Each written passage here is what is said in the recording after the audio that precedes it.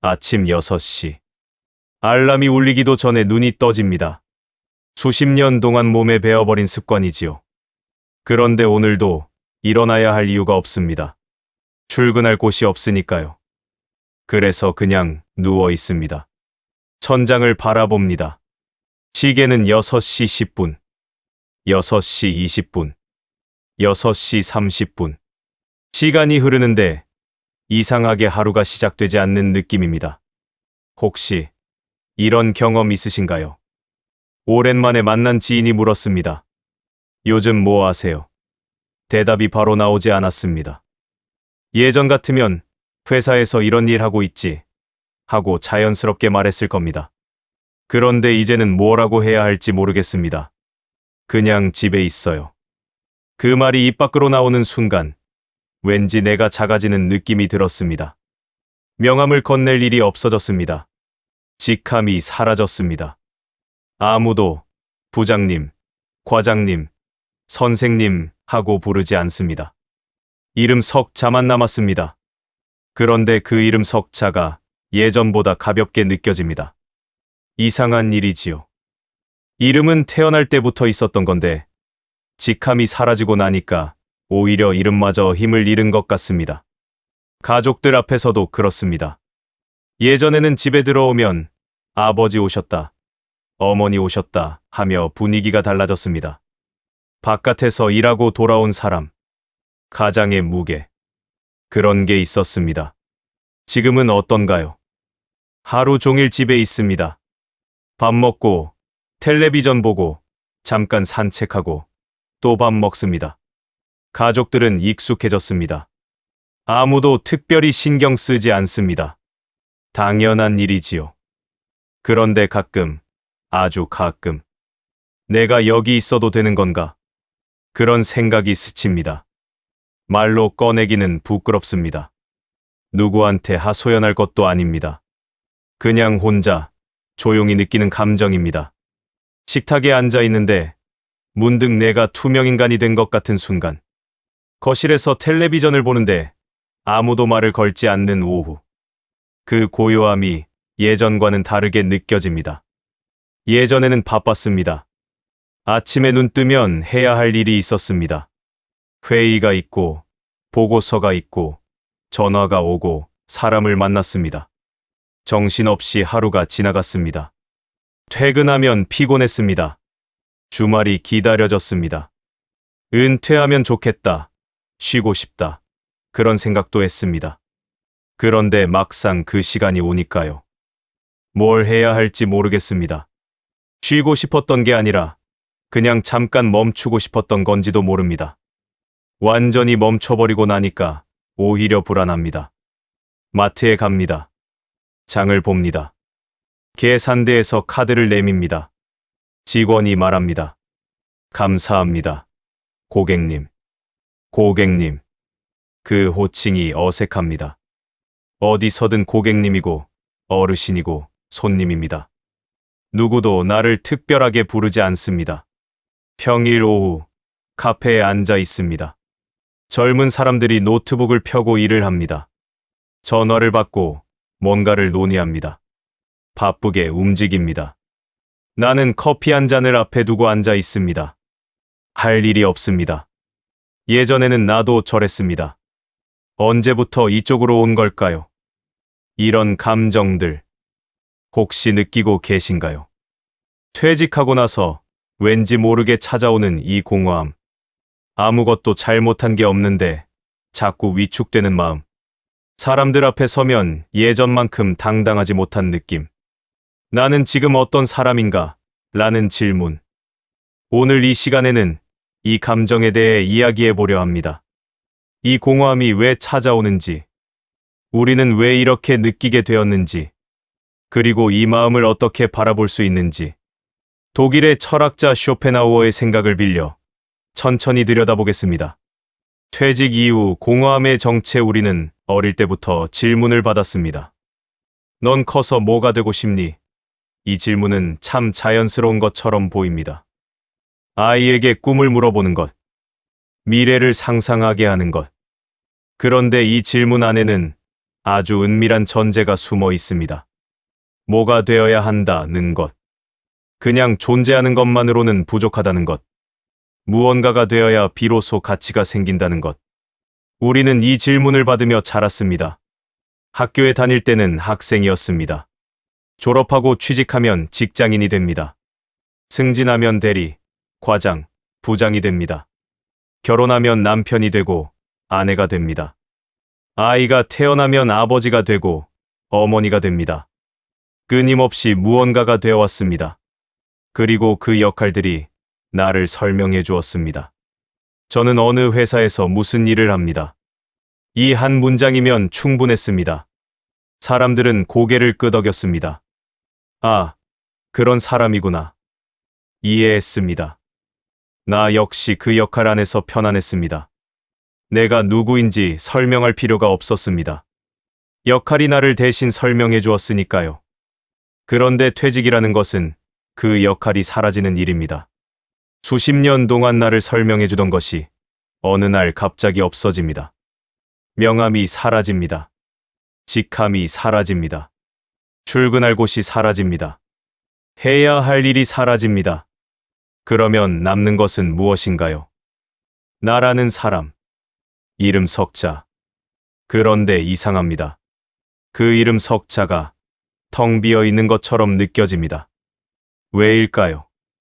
우리가 너무 오랫동안 역할과 자신을 동일시했기 때문입니다. 나는 부장이었습니다. 나는 교사였습니다. 나는 의사였습니다. 나는 자영업자였습니다.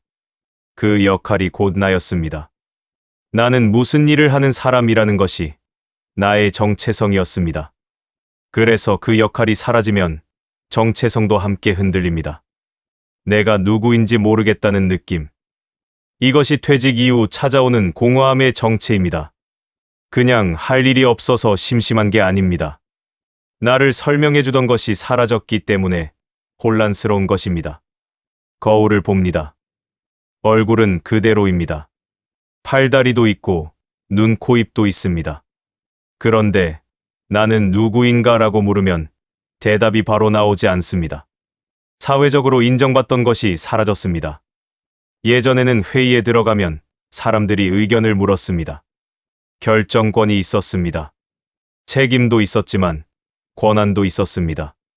내 말 한마디가 무게를 가졌습니다. 지금은요. 동창회에 가도 말수가 줄었습니다. 요즘 뭐 하세요? 하면 대답하기가 어렵습니다. 예전에는 자연스럽게 이야기가 흘러갔습니다. 회사 이야기, 업계 이야기, 프로젝트 이야기. 지금은 그런 이야기를 꺼낼 수가 없습니다. 과거 이야기를 하자니 자랑 같고 현재 이야기를 하자니 할 게 없습니다. 그래서 조용히 듣고만 있습니다. 집에 돌아오면 묘한 기분이 듭니다. 예전에는 당당했는데 지금은 왜 이렇게 위축됐을까? 이 감정은 자연스러운 것입니다. 자책할 필요 없습니다.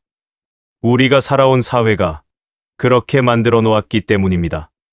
어릴 때부터 들어왔습니다. 열심히 공부해서 좋은 직장 가라. 성실하게 일해서 인정받아라. 능력을 증명해라. 이 말들 안에는 끊임없는 증명의 요구가 들어 있었습니다. 너의 가치는 내가 하는 일로 결정된다.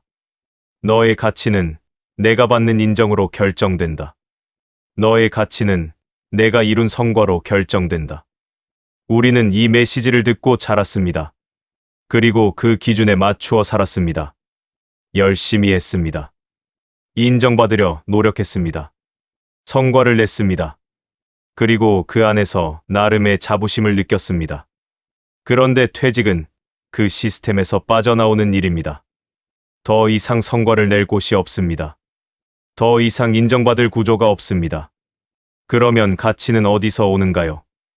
이 질문 앞에서 우리는 막막해집니다. 수십 년 동안 익숙했던 기준이 사라졌으니까요. 새로운 기준을 찾아야 하는데 어디서부터 시작해야 할지 모르겠습니다. 비교도 문제입니다. 아직 일하는 동창을 봅니다. 여전히 바쁘게 사는 친구를 봅니다. 사업을 하는 지인을 봅니다. 그들은 여전히 역할이 있습니다. 명함이 있습니다. 할 일이 있습니다. 나는요. 비교가 시작됩니다. 저 사람은 아직도 현역인데 나는 왜? 저 사람은 아직 바쁘게 사는데 나는 왜 이러고 있지? 이 비교가 자기 평가로 이어집니다. 나는 뒤처진 건가? 나는 끝난 건가? 나는 더 이상 가치가 없는 건가? 아닙니다. 그렇지 않습니다. 다만 우리가 가지고 있던 가치 판단의 기준이 그렇게 생겼을 뿐입니다. 역할이 있으면 가치가 있고 역할이 없으면 가치가 없다. 바쁘면 의미 있고 바쁘지 않으면 의미 없다. 성과가 있으면 인정받고 성과가 없으면 인정받지 못한다. 이 기준이 우리 마음속에 깊이 새겨져 있습니다. 그래서 퇴직 이후 그 기준이 자동으로 작동하면서 스스로를 평가하고 있는 것입니다. 의식하지 못해도 마음 깊은 곳에서 이런 계산이 일어납니다. 나는 지금 무슨 역할도 없다. 나는 지금 아무 성과도 내지 못하고 있다. 나는 지금 쓸모가 없다. 이 생각들이 공허함으로 나타납니다. 위축감으로 나타납니다. 자신감 저하로 나타납니다. 그런데 여기서 한 가지 생각해 볼 것이 있습니다.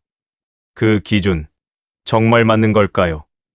역할이 없으면 정말 가치가 없는 걸까요? 바쁘지 않으면 정말 의미 없는 삶인 걸까요? 성과가 없으면 정말 인정받을 자격이 없는 걸까요? 이 질문을 잠시 품고 가보겠습니다. 쇼펜하우어가 말하는 인간의 가치. 쇼펜하우어라는 철학자가 있습니다. 19세기 독일에서 살았습니다. 그는 염세주의 철학자로 알려져 있습니다. 인생은 고통이다 라는 말로 유명합니다. 그의 철학은 어둡고 우울하다는 인상을 줍니다. 하지만 그의 생각을 조금 더 깊이 들여다보면 단순히 비관적인 것만은 아닙니다. 오히려 인간의 본질에 대한 날카로운 통찰이 담겨 있습니다. 쇼펜하우어는 인간의 욕망에 주목했습니다. 인간은 끊임없이 무언가를 원한다고 했습니다. 그리고 그것을 얻으면 잠시 만족합니다. 하지만 그 만족은 오래가지 않습니다. 곧 새로운 욕망이 생기고 또 그것을 향해 달려갑니다. 이 과정이 끝없이 반복됩니다. 원하고 얻고 또 원하고. 마치 다람쥐 쳇바퀴 같다고 했습니다. 이 관점에서 보면 우리가 살아온 삶도 비슷합니다. 학교에 들어가고 싶었습니다. 들어갔습니다. 졸업하고 취직하고 싶었습니다. 취직했습니다. 승진하고 싶었습니다. 승진했습니다. 인정받고 싶었습니다. 인정받았습니다. 그런데 그때마다 만족은 잠깐이었습니다.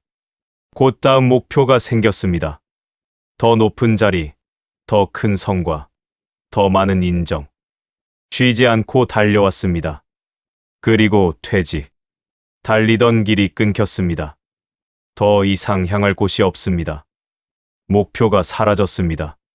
갑자기 멈춰버렸습니다. 그러면 무엇이 남는가요? 쇼펜하우어라면 이렇게 말했을 것입니다. 우리는 지금까지 끊임없이 되려고 했다고. 무언가가 되려고, 어디에 도달하려고, 인정받으려고. 그런데 그 모든 것은 결국 욕망의 대상이었다고. 그리고 욕망의 대상은 영원히 우리를 채워주지 못한다고. 이 말이 처음에는 허무하게 들릴 수 있습니다. 그러면 뭐가 남는다는 거야? 하고 반문하고 싶어집니다.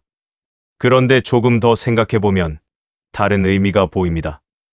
욕망의 대상이 우리를 채워주지 못한다면 그것들이 없어졌다고 해서 우리가 덜 가치 있어지는 것도 아니라는 뜻이니까요. 직함이 나를 채워주지 못했습니다. 그렇다면 직함이 없어도 내 가치는 달라지지 않습니다. 인정이 나를 채워주지 못했습니다. 그렇다면 인정이 없어도 내 가치는 달라지지 않습니다. 성과가 나를 채워주지 못했습니다. 그렇다면 성과가 없어도 내 가치는 달라지지 않습니다. 쇼펜하우어의 철학을 이렇게 해석해 볼 수 있습니다. 인간의 가치는 외부의 것들로 결정되지 않는다. 역할, 직함, 인정, 성과. 이것들은 우리에게 붙어 있던 것들이지 우리 자체가 아니었다. 그것들이 떨어져 나갔을 때 우리는 빈 껍데기가 되는 게 아니다. 오히려 그것들 없이도 존재하는 나가 드러나는 것이다. 우리는 왜 끊임없이 증명하려 했을까요? 인정받고 싶었기 때문입니다. 왜 인정받고 싶었을까요? 인정받으면 가치 있다고 느꼈기 때문입니다. 왜 그렇게 느꼈을까요?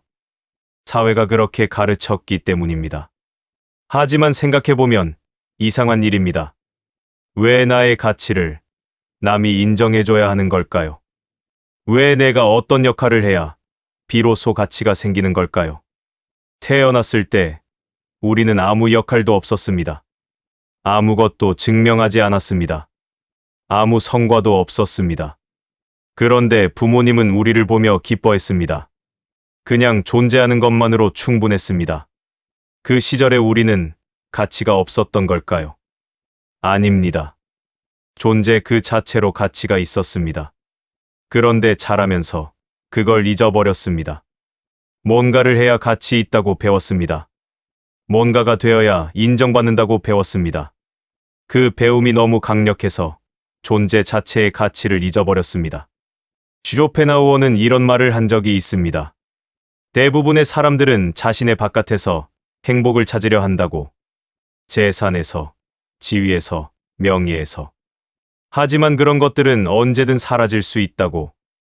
그래서 진정한 평온은 자신의 내면에서 찾아야 한다고. 물론 이 말을 듣고 바로 마음이 편해지지는 않습니다. 수십 년 동안 익숙했던 기준을 하루아침에 바꿀 수는 없으니까요. 다만 한 가지는 생각해 볼 수 있습니다. 내가 지금 느끼는 공허함, 그것이 진짜 내 가치가 떨어져서가 아니라는 것을, 그냥 오랫동안 믿어온 기준이 흔들리고 있을 뿐이라는 것을, 그 기준 자체가 절대적인 것이 아니었다는 것을. 존재와 역할. 이 두 가지는 다릅니다. 역할은 사회가 부여한 것입니다. 회사에서 일하면 직원이 되고 학교에서 가르치면 교사가 됩니다. 그 역할은 사회적 맥락 안에서 의미를 갖습니다. 그런데 존재는 다릅니다. 역할이 있든 없든 나는 존재합니다. 숨을 쉬고 생각하고 느낍니다. 아침에 눈을 뜨고 밥을 먹고 하루를 보냅니다. 이것은 역할과 상관없이 일어나는 일입니다. 쇼펜하우어라면 이렇게 말했을 것입니다. 역할은 의지의 영역이라고. 무언가를 원하고 성취하려 하고 인정받으려 하는 것. 그것은 모두 의지의 활동이라고. 그런데 그 의지가 멈췄을 때 비로소 다른 것이 보인다고. 존재 그 자체. 내가 여기 있다는 사실. 아무것도 하지 않아도, 아무것도 증명하지 않아도 그냥 있다는 것. 이 관점에서 보면 퇴직은 끝이 아닙니다. 오히려 새로운 시선의 시작일 수 있습니다. 지금까지 역할에 가려져 있던 나를 처음으로 마주하는 시간. 물론 그 마주함이 편안하지는 않습니다. 낯설고 어색하고 때로는 두렵습니다. 하지만 그것이 나쁜 것은 아닙니다. 그냥 아직 익숙하지 않을 뿐입니다. 쓸모없다는 감정에서 벗어나는 시선. 퇴직 이후에 자주 드는 생각이 있습니다. 나는 이제 쓸모가 없다. 이 생각이 불쑥불쑥 찾아옵니다. 아무 일도 안 하고 있으면, 누구에게도 필요하지 않은 것 같으면, 가족들이 나 없이도 잘 지내는 것 같으면, 쓸모없다는 말이 머릿속을 맴돕니다. 이 감정은 어디서 오는 걸까요? 쓸모라는 개념을 한번 생각해 봅니다. 쓸모가 있다는 것은 무슨 뜻일까요? 어디에 쓰인다는 것, 무언가에 도움이 된다는 것, 누군가에게 필요하다는 것. 그러면 질문이 생깁니다. 쓸모는 누가 정하는가요? 회사에서는 회사가 정합니다. 이 사람은 일을 잘하니까 쓸모가 있고, 저 사람은 일을 못하니까 쓸모가 없다. 사회에서는 사회가 정합니다. 생산에 기여하면 쓸모가 있고, 기여하지 않으면 쓸모가 없다. 가정에서는요. 돈을 벌어오면 쓸모가 있고, 벌어오지 않으면 쓸모가 없나요? 집안일을 하면 쓸모가 있고, 하지 않으면 쓸모가 없나요? 이 기준들, 한번 들여다보면 이상합니다. 쓸모라는 것은 결국 어떤 목적을 위한 도구로서의 가치입니다. 망치는 못을 박는 데 쓸모가 있습니다. 컴퓨터는 일하는 데 쓸모가 있습니다. 자동차는 이동하는 데 쓸모가 있습니다. 도구들은 쓸모로 평가받습니다. 그런데 사람도 그렇게 평가받아야 할까요? 사람의 가치도 도구처럼 무엇에 쓰이느냐로 결정되어야 할까요? 슈조펜하우어라면 이렇게 말했을 것입니다. 사회는 사람을 도구로 만들려 한다고. 생산하고 소비하고 기여하는 존재로. 그래서 사람들은 자신의 쓸모를 증명하려 애쓴다고. 하지만 인간은 도구가 아니라고. 인간에게는 도구적 가치 외에 그냥 존재하는 것 자체에 가치가 있다고. 어린아이를 생각해 봅니다. 갓 태어난 아기는 아무 쓸모가 없습니다. 일을 하지 못합니다. 돈을 벌지 못합니다. 오히려 돌봄이 필요합니다. 그런데 우리는 그 아기가 쓸모없다고 말하지 않습니다. 그냥 존재 자체가 소중합니다. 왜 어린아이에게는 적용하는 기준을 어른인 나에게는 적용하지 못할까요? 왜 나이가 들면 갑자기 쓸모로 평가받아야 할까요? 물론 현실적인 이유가 있습니다. 사회는 유지되어야 하고 그러려면 사람들이 일을 해야 합니다. 일하는 사람에게 보상이 주어지고 그래서 쓸모가 중요해졌습니다. 하지만 그것은 사회 시스템의 논리입니다. 그 논리가 나 자신의 가치 판단까지 지배해야 할 이유는 없습니다. 쓸모라는 개념을 조금 다르게 생각해 봅니다. 나는 누구에게 쓸모가 있어야 하는가? 회사에? 더 이상 회사에 속해 있지 않습니다. 사회에? 사회는 나에게 구체적으로 뭘 요구하지 않습니다. 가족에게? 가족은 나의 쓸모를 따지지 않습니다. 그냥 함께 있기를 바랍니다. 가만히 생각해 보면 쓸모없다는 감정은 실제로 누군가가 나에게 당신은 쓸모없어요 라고 말해서 생긴 것이 아닙니다. 내가 스스로에게 하는 말입니다. 내 안에 있는 기준이 나를 평가하고 있는 것입니다. 그 기준은 어디서 왔을까요? 수십 년 동안 일하면서 체화된 것입니다. 성과를 내야 인정받는다. 기여해야 가치가 있다. 쓸모가 있어야 존재의 의미가 있다. 이 기준들이 몸에 배어서 퇴직 이후에도 자동으로 작동하고 있는 것입니다. 슈조펜하우어라면 이렇게 조언했을 것입니다.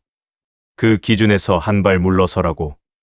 사회가 만든 잣대를 그대로 자기에게 들이대지 말라고. 사회의 기준은 사회의 것이다. 나의 가치는 내가 정한다. 아무것도 하지 않아도 괜찮다. 아무 성과가 없어도 괜찮다. 누구에게도 쓸모 있지 않아도 괜찮다. 그냥 존재하는 것. 그것만으로 충분하다. 이 말이 쉽게 와닿지 않을 수 있습니다. 평생 익숙했던 기준을 하루아침에 놓아버리기는 어렵습니다.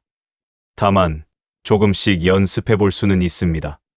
쓸모없다는 생각이 들 때 한번 멈춰봅니다.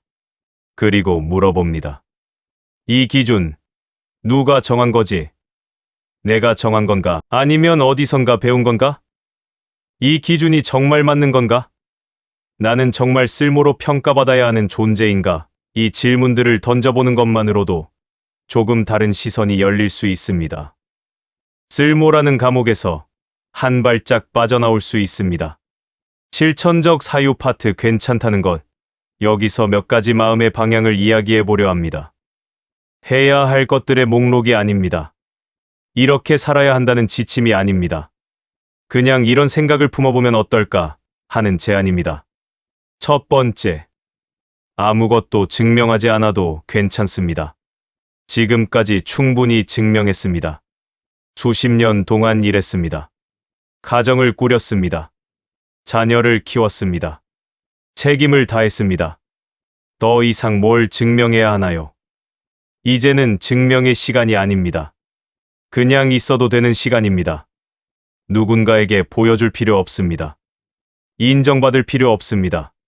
성과를 낼 필요 없습니다. 그냥 있으면 됩니다. 두 번째, 바쁘지 않아도 괜찮습니다. 바쁜 것이 의미 있는 삶의 기준은 아닙니다. 물론 바쁘면 생각할 틈이 없습니다. 공허함을 느낄 여유가 없습니다. 그래서 바쁨이 좋은 것처럼 느껴집니다. 하지만 바쁨은 삶의 목적이 아닙니다. 바쁨은 수단일 뿐입니다. 바쁘지 않다고 해서 게으른 것이 아닙니다. 바쁘지 않다고 해서 무가치한 것이 아닙니다. 천천히 지나가는 시간, 특별할 것 없는 하루, 그것도 삶입니다. 그것도 괜찮습니다. 세 번째, 성과가 없어도 괜찮습니다.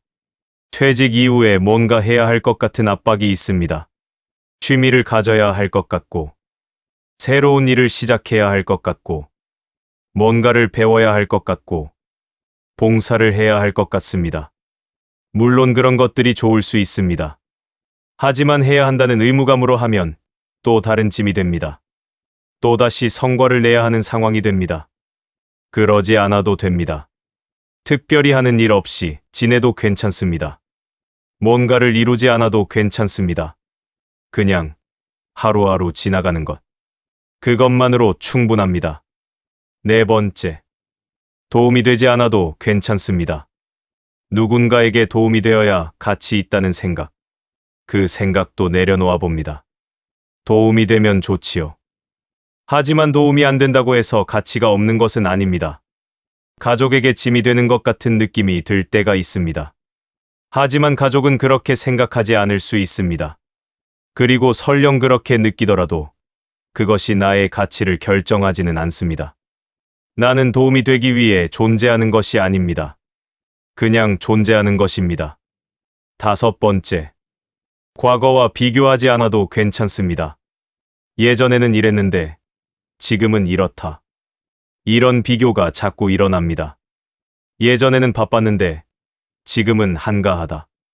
예전에는 인정받았는데 지금은 아무도 신경 쓰지 않는다. 예전에는 당당했는데 지금은 위축됐다. 이 비교가 고통을 만듭니다. 하지만 예전과 지금은 다른 시간입니다. 비교할 수 있는 것이 아닙니다.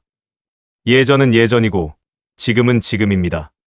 지금의 나를 지금 그대로 받아들여 봅니다. 예전보다 못하다고 자책하지 않아도 괜찮습니다. 여섯 번째, 앞으로의 계획이 없어도 괜찮습니다. 앞으로 뭐 하실 거예요? 이 질문이 부담스럽습니다. 계획이 있어야 할 것 같습니다. 목표가 있어야 할 것 같습니다. 방향이 있어야 할 것 같습니다.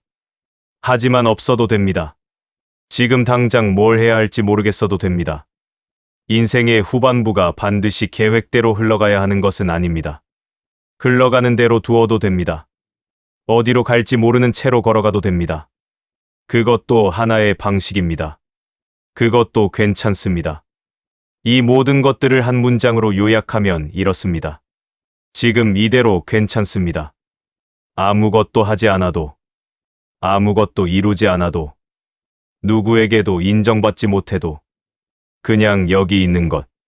그것으로 충분합니다. 쇼펜하우어는 인생의 후반부에 대해 이런 이야기를 한 적이 있습니다. 젊을 때는 앞에 펼쳐진 시간이 무한해 보인다고. 그래서 시간을 낭비해도 괜찮을 것 같다고. 하지만 나이가 들면 남은 시간이 유한하다는 것을 알게 된다고. 그러면 시간을 어떻게 써야 할지 더 진지하게 생각하게 된다고. 이 말을 다르게 해석하면 이렇습니다. 남은 시간이 유한하다면 그 시간을 어떻게 쓰든 내 마음입니다. 바쁘게 쓰든, 한가하게 쓰든, 뭔가를 하든, 아무것도 하지 않든. 누가 정해주는 것이 아닙니다. 사회가 정해주는 것이 아닙니다. 내가 정하면 됩니다. 그리고 어떻게 정하든 그것이 틀린 것은 아닙니다. 당신은 직함이 아니라 사람입니다. 여기까지 오셨습니다. 긴 이야기였습니다. 마지막으로 몇 마디만 더 드리겠습니다. 당신은 직함이 아닙니다.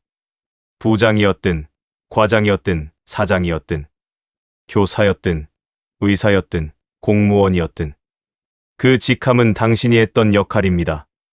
당신 자체는 아닙니다. 직함이 사라졌다고 해서 당신이 사라지는 것이 아닙니다. 당신은 여전히 여기 있습니다.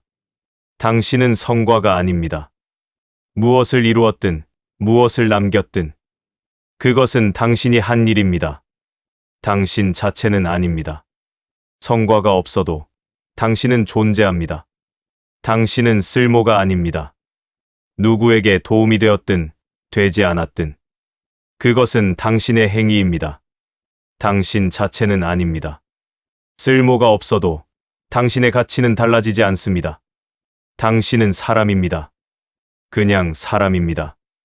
이름이 있고, 얼굴이 있고, 삶이 있습니다. 숨을 쉬고, 밥을 먹고, 잠을 잡니다. 생각하고, 느끼고, 기억합니다. 그것이 당신입니다. 역할이 아니라 존재. 성과가 아니라 삶. 쓸모가 아니라 사람. 지금까지 충분히 하셨습니다. 수십 년 동안 맡은 바를 다했습니다.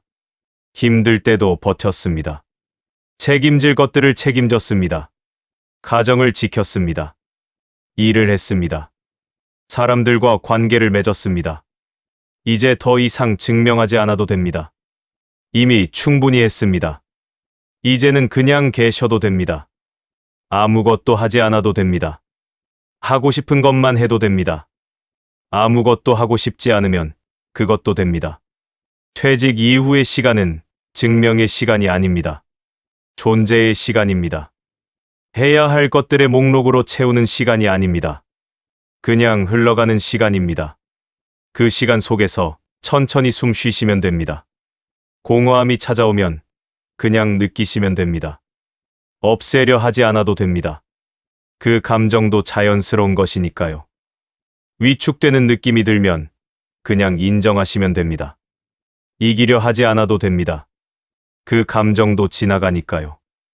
당신은 이미 충분합니다. 그냥 여기 계시는 것만으로, 오늘도 하루를 보내시는 것만으로, 그것으로 충분합니다. 쇼펜하우어는 이런 말을 남겼습니다.